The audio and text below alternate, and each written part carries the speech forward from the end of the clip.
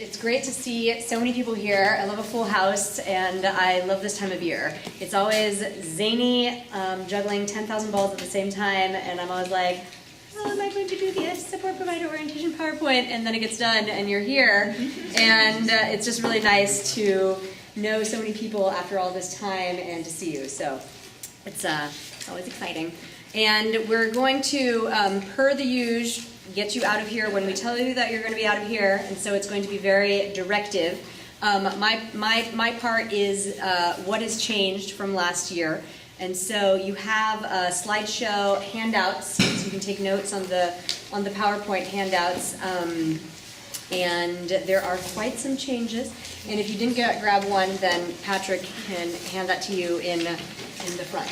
So first of all, just some information that we gathered last year from, I'm gonna flip this over, from the support provider coaching logs. So last year we were able to ask one of our wonderful retired teachers to help us with some analysis, and we had the accreditation last year, and so we're quite busy with that. And she went through all of the fall, all of the spring logs, gathered some information, and so we just want to say that, one thing that came out of that, which was really great, was that we have a minimum of 25 hours that we ask our support providers to coach, and that the average was 31. So there was an average of 15 hours the first semester and 16 hours the second semester that our teachers received. And so that's just, first of all, great news that our people are receiving even more than the minimum. And that the second thing was that this is just a number that stood out. 93% of our year one PTs completed the lesson cycle. There's only one lesson cycle to complete. This was according to the logs. And 77% of year two PTs completed the second semester lesson cycle. So we're just going to make a little plug right now, and a little asking for you to consider and encourage. But we know that year two PTs, if you're supporting a year two PT, we know that there aren't two mandatory lesson cycles, that because of our funding situation, because we can only offer one sub-day, that we can only ask for one observation tool to be submitted in the portfolio, but that we strongly encourage you to do both if you can. Particularly if you're a teacher on special assignment with a more flexible schedule. And if you're a classroom teacher, if you can just figure out a way to get in to do both observations, it would be great, because year and year again, our PTs say on the surveys that the feedback that they get from observations is one of their favorite parts about this experience. So if you can do both, we highly encourage that, knowing that both are not mandatory. And then just a general thank you, which Caroline also said, because we really appreciate you are the crux of this program. This program could not, I'm going to pull away from leaning on that. This program does not exist without you bringing the vibrancy to it that you do, because you are the people creating the relationships with the people that you're working with. We strive to make things clear. We strive to make a website or documents that are easy to navigate, but then we put everything on you in the sense that you're the ones who, at the end of the day, when our people think about their experience in BITSA, they think about you. They think about their work with you. And so we cannot thank you enough, because you carry this through. So, that being said, let's move forward. So as a reminder, in case this has not been clear, BITSA induction in San Francisco Unified, we are accredited to clear credentials for general ed teachers. So if a teacher is dual credentialed, Gen Ed and SPED, or if a teacher just has a Gen Ed credential, a preliminary credential, and on it, under the renewal requirement section, it says that they have to complete a commission-approved induction program. BITSA is a commission-approved induction program. So just as a reminder, that is what we are. There is talk about having SPED become part of this in this district. We are not currently there this year, but we strongly encourage anyone who SPED teachers who, if a SPED teacher talks to you about this, we strongly encourage you to tell them, contact the SPED department because they are keeping track, they're logging information, and this is very helpful in terms of their communication so that we can also eventually offer a SPED induction program. So, very exciting. We have a new website, which we launched last January, so not super new, but that we're going to spend time now that we're together looking over it and then going over, in particular, the new tools. This is the website, so it's sfusdbitsa.org. You don't need your district username and login to access it. It's open to everybody.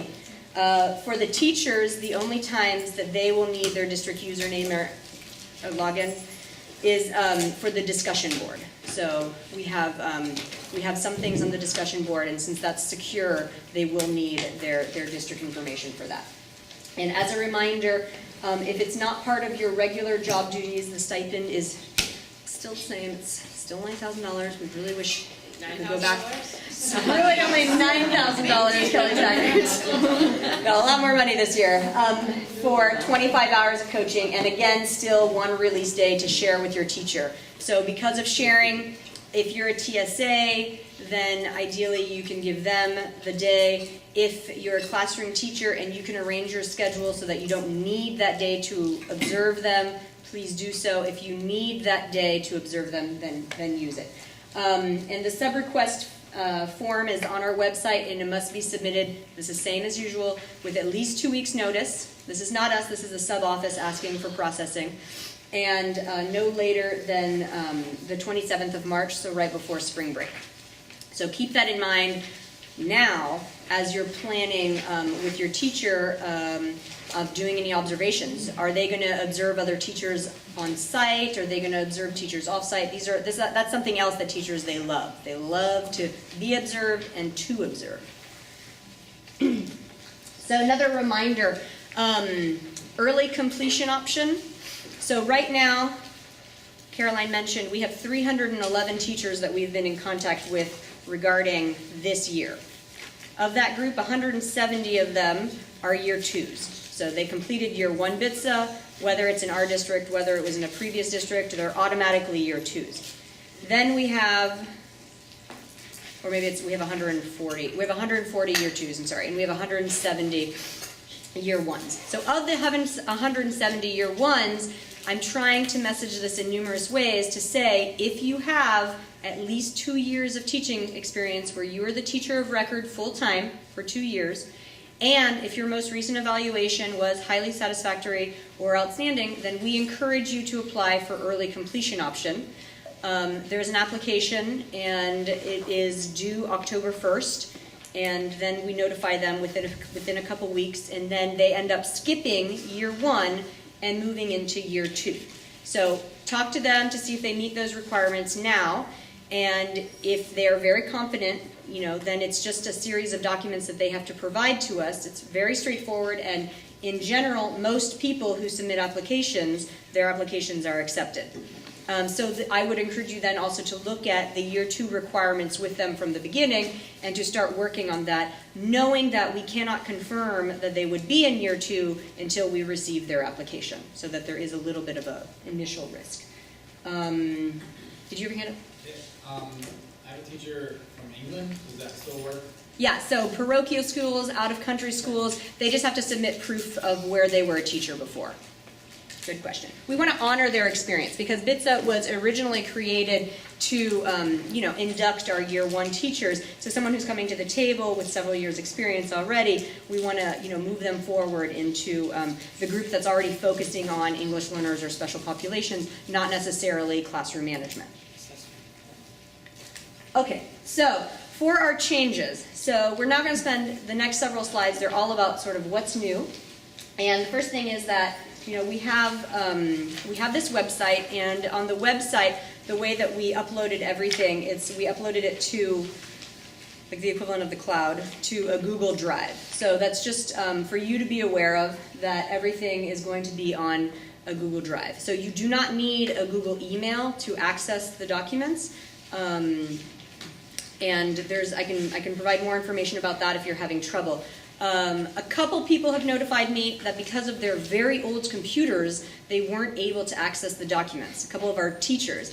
And because this year everything is going to be electronic, we're doing only electronic portfolios, it's important that this type of problem solving, that we can figure it out initially and not in May when the portfolio is due. So you still have the option. If you prefer to handwrite all the tools with the person that you're working with, you can do that. You then just have to scan and upload them, or the teacher is going to upload them to their Google portfolio. Or if you type, then that's fine, you can upload it as well. But it's just one thing we wanted to mention was that when you access our documents on the Google Drive, you need to first save them to your computer. So they're accessible to everyone. You save all of them to your computer, then you work on them, and then when you are complete when your tool is finalized, when you have your final product, then you would upload that one, or your teacher will upload that one to their portfolio. And once it's uploaded, you can't edit it anymore. And so just upload the final ones. And I'm going to say this briefly today, so that way if there's anyone who has tech questions or doesn't know what I'm talking about, we will offer sessions either in tool time or another session where we will help navigate the tech aspect of this. What about the things that require like the analysis of student work where it needs samples? Do they have to scan samples? Yeah. So for scanning also, some people have scanners at school, some people don't. If you have a smartphone or if your teacher has a smartphone, you can download a scan app. It's wonderful for taxes or any other times where you feel like you have to scan 10 documents. So scan apps are very easy to use if you don't have access to a scanner at your site. You said either we or the participating teacher can upload to their drive. Is that correct, or is it? So we asked all of our year 1 and our year 2 teachers as part of their confirming your enrollment to create their BITSA portfolio on Google Drive and just share it with us. And then what we're going to ask you to do, it's in the conclusion slide, is that ask them to share it with you. And we will communicate that as well. That they need to share it with the BITSA office and with the support provider, so that way you have both access to the same folder. And then it just means that we'll be able to also, instead of having, like last year we asked everyone to submit their individual induction plan to us, instead we'll just say, make sure this is uploaded by this date, and then we can just do some checking. It doesn't need to be their school district teacher Google Drive, it could be a private one? Correct, and this was communicated to them. Yeah. So if I have typed things on my computer, I make copies for them and they have to scan it and put it into their computer. Is that how that works? If you typed it, you can save it, send it to them, and they can upload it. Okay. Oh, that's right. Through email. Okay. So once it's uploaded, you can't change anything. So are there reasons to upload as you go, or would it be like you save everything in April? Do you upload it? Or Good question. We were talking about it earlier with Patrick. I mean, the only reason would be because it'd be on like a cloud, so it'd be safe. So I, right. So it's a way of another way of saving. Making sure that it's safe. So if your computer crashes, you know that is on there. It won't be due until May. Right, but like for example, if you're supposed to highlight Yeah, how do you something. highlight? We may not be asking you to highlight things. Okay, Okay, I was going to say. Computers. And I'm going to take 1, 2, 3 more hands, and then I'm going to move on. And anything else, then I'll answer at the end. If you're interested, I'm very experienced with Google Drive, and you can download Google Drive as a separate program for your computer. Do that if you're really techie. If that makes sense to you, then download the Google Drive app. Then you are and really it'll make techie. your life a lot easier with this whole thing. You can talk to me later. So would it be better, like, you can upload as you go, but then, you can still upload the final draft and delete the earlier draft, right? Oh, Oh yeah. Okay. So, the class profile. Oh, yeah, there's no... You may have noticed if on the year 1 and year 2 program requirements that it says more information coming. So this year, the district is not using Data Director. We have a new data management system. It's called Amplify.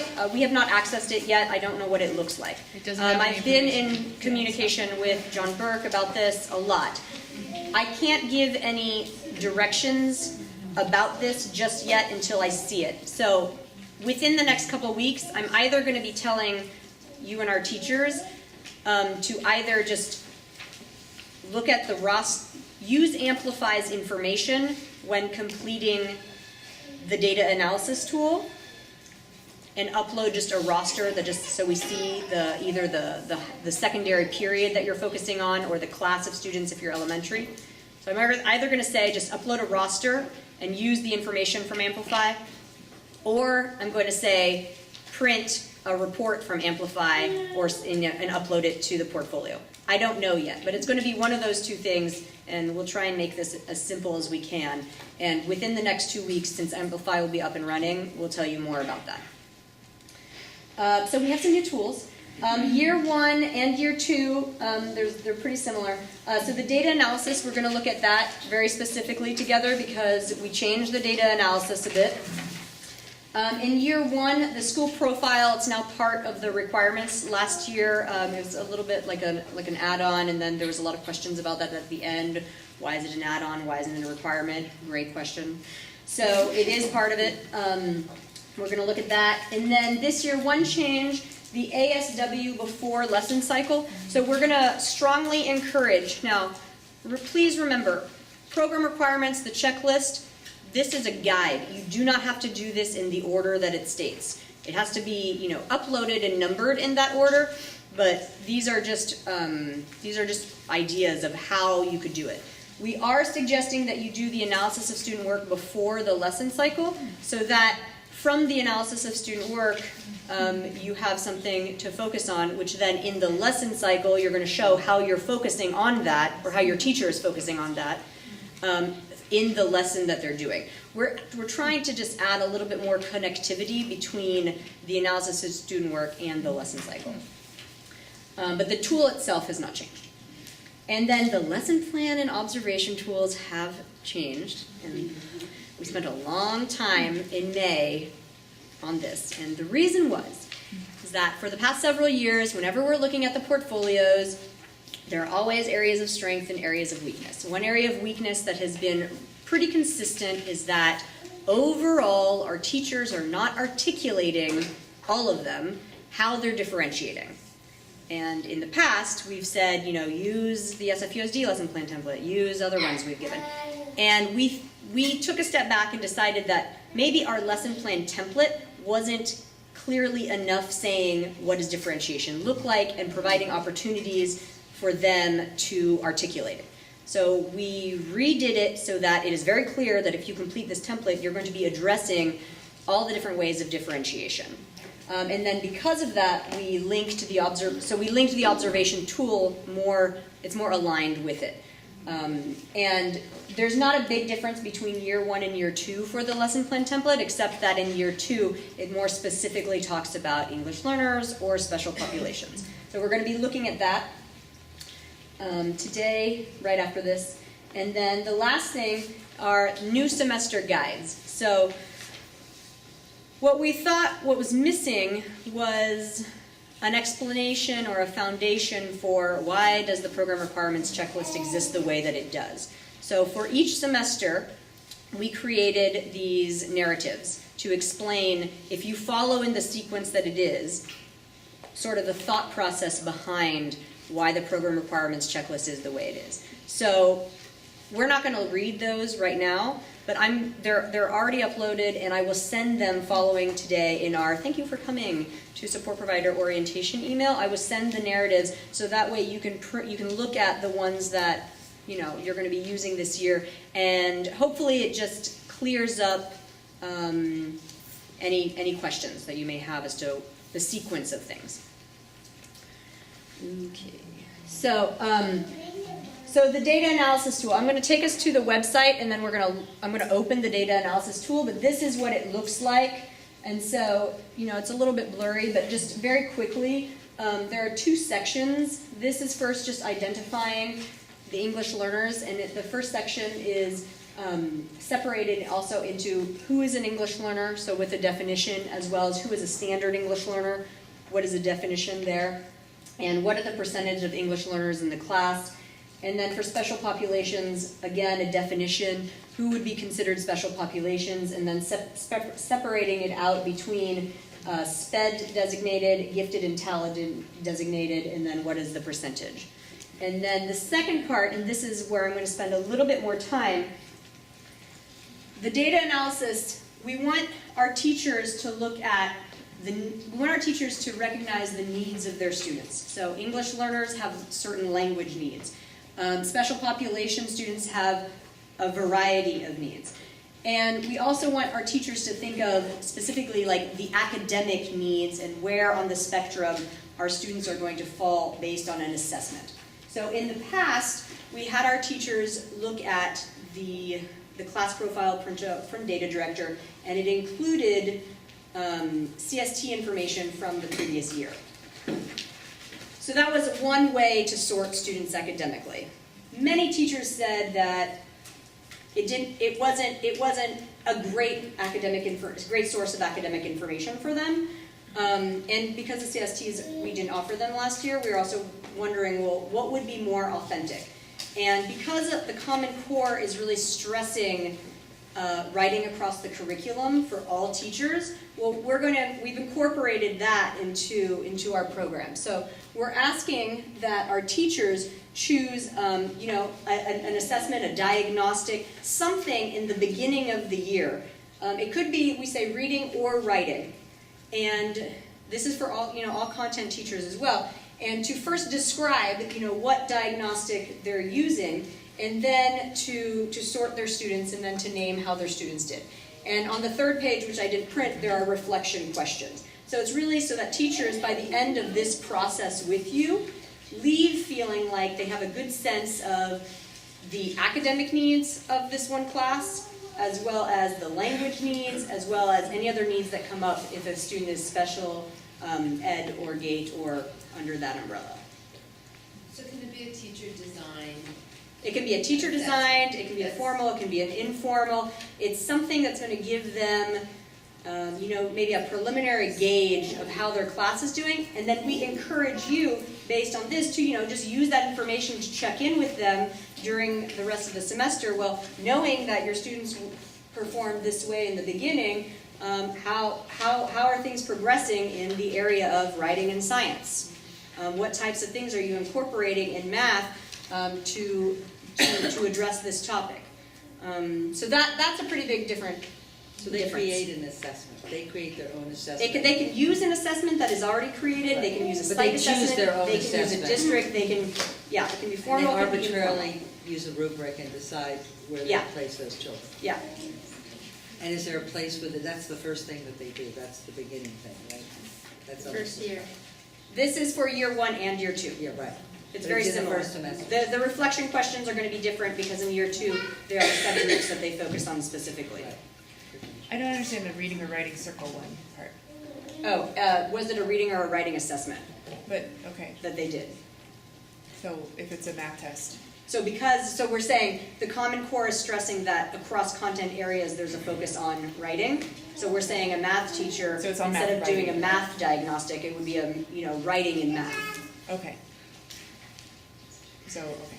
So that all content teachers, because this is what district-wide we're encouraging our teachers, we're encouraging everyone to use that lens when they approach their content. We're saying, okay, so within math then, how are your students performing in writing, to know that not only are you teaching math, but you're also supporting their writing development, their language development. Katie, and then I'm going to go on. I'm just wondering, are you going to provide some examples of assessments that teachers could use if they don't do their own? Like for some of us that aren't English teachers, we're not really familiar with all the assessments that might be available other than. It's a great topic. It's great. Write it down, Patrick. Providing assessments and ideas for assessment. Okay, we'll do that. All right, so the next tool, the school profile tool. So it hasn't changed much from last year. It's just that it is part of the program requirements. And we want our teachers to feel like the beginning of the year is spent getting to know the needs of their students, getting to know their site. And so this is a great tool to really do in the beginning of the year, whether they're brand new or not. And it's just having them, look at the makeup of the school, as well as specifically talking to certain people, like, you know, finding out who's your union rep, who's a security guard, and kind of asking some questions about that. But the tool itself is not changed very much from last year. So, because I can't see it either on here or there, so I was looking on the Yeah. website. What is it under? Is it under participating teachers? I'm not finding it under business Okay, support so I providers. meant to go there first, but we'll just, it's all under participating teachers. We'll just take a pause Okay, so now. I guess, sorry, I guess I went to support providers. No, it's fine. So the website, sfusd-bitsa.org, looks like this. So navigating, these are the buttons to navigate. So the two main ones are going to be BITSA participating teachers and BITSA support providers. We put all the tools under teachers. So if you click on that, the first one says BITSA Year 1 participating teachers, and right away there's another window that pops up that says program requirements or Year 1 tools. And below that is BITSA Year 2 participating teachers, program requirements, and tools. And so then if you click on this, it takes you to program requirements, the guides, and the Year 1 tools. So everything is uploaded there. So the program requirements, that's the one of either the pink or the blue paper that you have. The Year 1 guides, those are the narratives.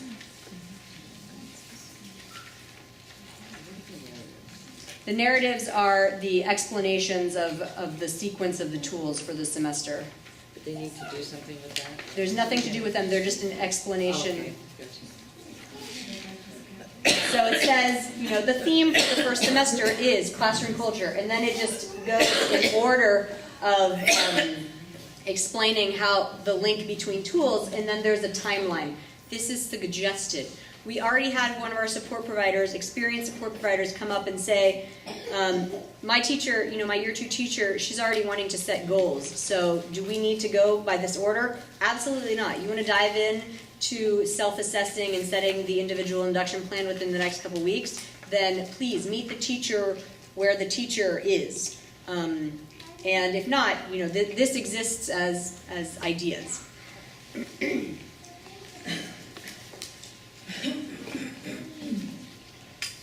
So if we go back to the home video, we're asking our teachers also, our Year 1 teachers, to familiarize themselves with the website as part of the orientation, to just spend a little bit of time. This is a great video, which in the past we've said specifically, you know, please watch the video.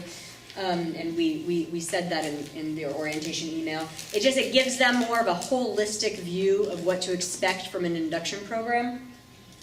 And so if you go under support providers, the first one says general forms, so that's the sub-request, that's the coaching log for fall and spring.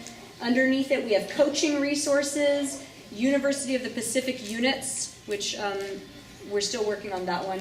Professional development, that's going to link you to Cornerstone, which this is the second year the district is using Cornerstone to register for PDs, and then some other important links. But I would encourage you to just spend a few minutes perusing, because it's much clearer than the previous one.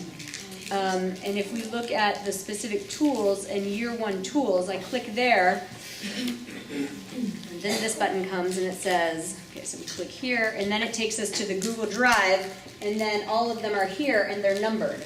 So it says, so class profile isn't up there, but it says 2, data analysis, 3, school profile, 4, classroom map. So everything is there. So then what I would recommend is, you know, either you or your teacher, you don't have to both do this, but save all of them so that you can work on them on your own computer. Or, you know, if you're going to be handwriting them, print them, and then handwrite, and then they can upload them afterwards.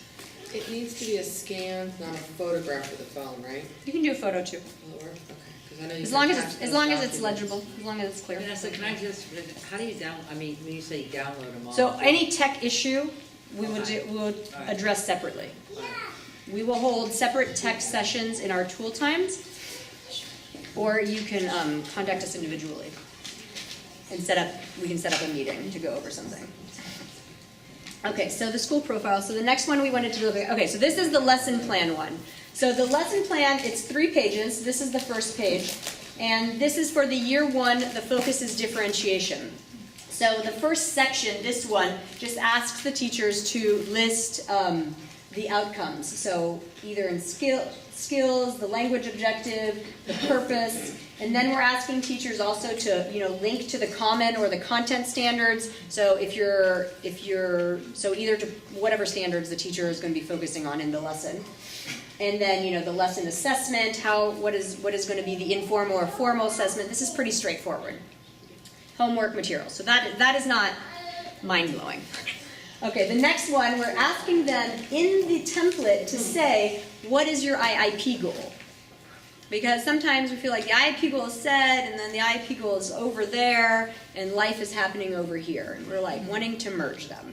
So whatever the IIP goal that your teacher comes up with and that you're constantly checking in, how's it going? Well, we want it to be on the lesson plan so that we can see, does this lesson plan support the teacher's work towards meeting their IIP goal? And then below, it's just sequencing. This is just what is the flow, what are the different steps of the lesson with, adding also the estimation for how long the time is going to take for each part. Then, the third page, this is where we're defining differentiation. So we have differentiation in 3 categories. We have content, process, and production, with sort of a definition or examples of what does it differentiation mean for these 3 categories. So they've written the steps of their lesson, and now it's, okay, well, which part of your lesson addresses differentiation for content, for process, or for production? And this is just going to make sure if one of these is full and the others are blank, maybe they may reflect that maybe I need to add some more in another area. We're also piloting this, so we don't have current lesson plans. We can create some to provide as samples, so that would, write that down. Because that'll be very helpful to everyone. But we just really wanted people to be able to express and link how they were differentiating, what parts were what, and to define differentiation. But still, it's like a buzzword, and it's still blurry for a lot of people. Then on the bottom, we're saying which individual students or groups of students are you targeting by differentiating in this way? So that there's, again, intentionality and consciousness on the part of the teachers to say that, well, I'm doing this because I know that I have these students, either specific students or a group of students, who that's really going to help. So I think last year I made a big plug about intentionality, and I'm going to do it again. We just want our teachers to be very clear about what they're doing and why they're doing it, and with your help and support and great templates, that they are hopefully, basically just meeting the needs of their kids better. That's the entire hope behind this. So with that, then, the differentiation tool, it's not actually that different from last year. I think last year we did the same one, but it says content, process, and product. So it's the same thing. So it just means that when you're observing, that you would have already seen their lesson plan that you're observing for, and they would have already, you already know what they're going to be doing because they would have already submitted this very thorough lesson plan. But then you're going to be, scripting evidence that you actually see happening. And then using the lesson plan, using your observation notes in your Cal debrief of it for the lesson cycle. And talking about the IIP. Are there any questions about this? Because this is pretty. This is different from last year. How different is the year 2 one from the year 1? So the lesson plan template looks the same, except that in the section Specific for language or... Yeah, here it says which individual ELs. Right.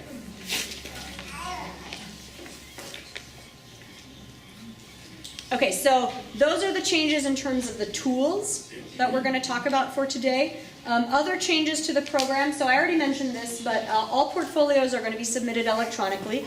Last year we did a pilot. It was successful. we're wasting less paper and we're spending less money on binders and copying. And so, and we're moving more into the 21st century. So though this might be a struggle for some people, we really want to help and support you in this process, whether it's you, whether it's the teacher. Well, Patrick and I, last year, we did the electronic portfolio, so we have a sense already of some of the things that came up, and we're more than happy to problem solve about it. But this is now the expectation for the program. So I really only got so far a handful of people telling me that they had issues uploading their MOU, and could they just send it to me via email? And I'm like, no. And to confirm your enrollment, you have to create a folder and you have to upload it, because we are trying to eliminate snafus early on instead of in May when you have a problem uploading. Second thing, the book, The Art of Coaching. Just a little praise is the breakdown is really useful of how you reworked it, and I think it would be really useful for the teachers too. So thank you for like you listen and you change, and it's really nice to see it, and I think it would be really useful for them. I'm blushing. Thank you. Okay. Well, very little happens like that in our district. We really like feedback. So one thing that we've been sad about in the past few years with our drastically reduced funding is that we don't get to see you, because we don't have a robust support provider training like we used to. We don't offer the professional development like we used to. So we still don't have enough money for that, but we did have enough to buy a book that was highly recommended, that we read, and that we are excited by our continued focus on learning and the community amongst our support providers. And so we are offering you this wonderful professional development resource to use about coaching. And we're going to offer 2 different things this year, with the expectation so that you'll do one or both. We're gonna offer a series of after school book clubs for people who like to meet face to face and discuss certain parts of this book. And we're also going to offer online some online reflection prompts. And we will detail all this in an upcoming email. But the idea is that please read, reflect on your coaching, whether you're a newish coach or a veteran coach or somewhere in the middle. And there will be the expectation of some processing about this book and some communication or collaboration. So whether it's going to be face-to-face or whether it'll be online, we'll provide more details about that. So Amplify, I mentioned, it's just we have a new data management system, and we have to figure that out. No Nonsense Nurturer. So for the past few years, we've been offering books to our Year 1 and our Year 2 teachers. This year, we are offering a book to our Year 2 teachers only, and to our Year 1 teachers, we are offering them a really great online course that addresses management, tone, presence. It's called No Nonsense Nurturer. We've been offering it for the past few years as Saturday PDs. It's designed by Lee Cantor, so classroom management teaching guru. And they gave us a great discounted price, and we are able to offer this free of charge to our teachers. And once they confirm enrollment, we'll be able to send them their username and password, and then they have access to it for the academic year. And they cannot, they cannot share. They should not share that information. But in terms of sending out their username to somebody else, but they can view the course, either with you in a session or with their grade level team. It's a series of modules. It's about 12 modules. Each time there's a topic, there's information about the topic, there's videos, elementary, secondary videos, and then there's some question and answer questions before they move on to the next. But we've received great feedback from veteran teachers, Patrick Lee's even one of them, as well as new teachers, in the sense of just things that it makes you conscious and think of. And so this is now one of the requirements in the Year 1 program requirements. It's going to be completing this online course during the year. And so for our second years, we are going to give them the book Lee Cantor's Classroom Management for Academic Success. There was just a handful of year 1 teachers last year who received this, so that handful will receive a different book, but most will receive this book.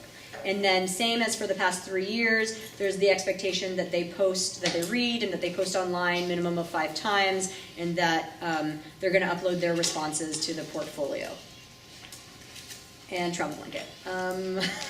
You have a travel blanket. Please enjoy it in the park with your Art of Coaching book. I think Denora, our wonderful clerical assistant, designed the front of it, and we're just thrilled to offer a travel blanket. And I'm almost done. So dates for additional support provider meetings. These are optional. These are our after-school tool time sessions where we discuss case study needs, we can discuss tech stuff, program requirements, specific tools. These are 3 dates. I will email about this. You can RSVP if you're interested in coming. It's really, again, the people who have come have said that it's been incredibly helpful as just a refresher or a way to get together and talk to someone else about your current caseload. You can also use these for your Prop A district PD hours, which are 6 hours a year. Thank you, Megan. Is that true? Yes. Just not getting paid for them. It's separate. You're only getting paid to work with your teacher. So current focus at this time. So we encourage you to review the program requirements and determine the best place for you and your PT to start, whether that's exactly item number 1 or somewhere else. And we also encourage you to start using the collaborative assessment logs right away to talk about how's the beginning of the year going. If you know that you're working with a year 1 teacher, already start talking about, the classroom culture. If you're working with a year 2 teacher, how's the beginning of the year going? How's it going for your English learners? Just so that way you can already start focusing on those topics. And you may want to familiarize yourself with the new data management system, Amplify. You may. So, in conclusion, for my part, today, as part of the packet, there was an MOU in there. If you could sign the MOU, because we'll be picking those up at the sign-in desk today, but on your way out. And then there is an evaluation, so it's 5:10.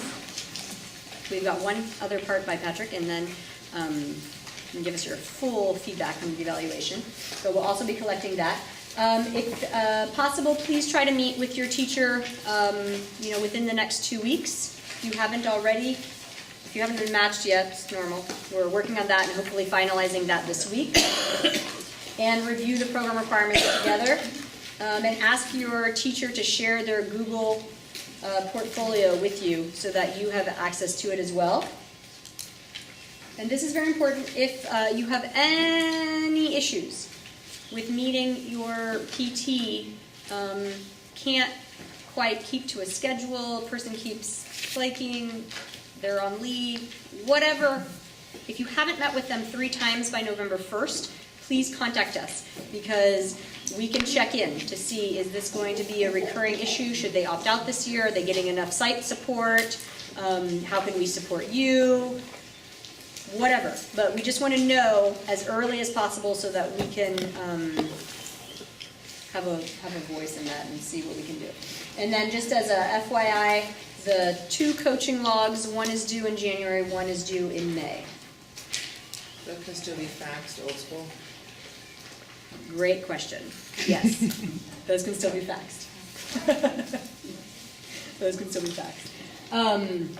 So this has been a lot of input or output from me, input from you. So Patrick is going to help us take a breather.